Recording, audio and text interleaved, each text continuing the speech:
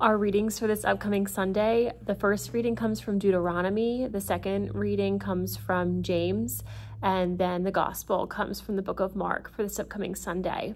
A little bit of an introduction is that Jesus protests against human customs being given while the essence of God's law is being ignored. True uncleanliness comes from not from external things, but from the intentions of the human heart.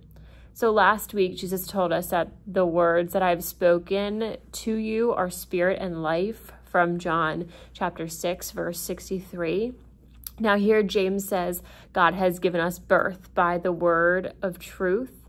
And we who were washed in the word when we were born in the font, we return to it every Sunday to ask God to create in us clean hearts. So the first reading comes from Deuteronomy chapter 4, verses 1 through 2, and also verses 6 through 9. So in here in Deuteronomy, the Israelites believed that the law was a divine gift that provided guidelines for living out the covenant. And here Moses commands the people to obey the law and to neither add to nor subtract from it. The Israelites are also to teach the law to their children and their children's children, and so on. The second reading comes from James chapter 1, verses 17 through 27.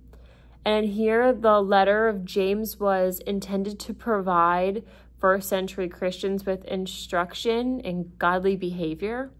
Here Christians are encouraged to listen carefully and to act on what they hear, especially about caring for those least able to care for themselves. And then the gospel comes from the book of Mark, chapter 7, verses 1 through 8, 14 through 15, and 21 through 23. And in here, Mark's gospel depicts Jesus as challenging traditional ways in which religious people determine what is pure or impure.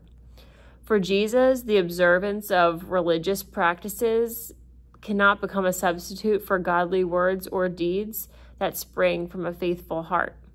Hope you all have a great week.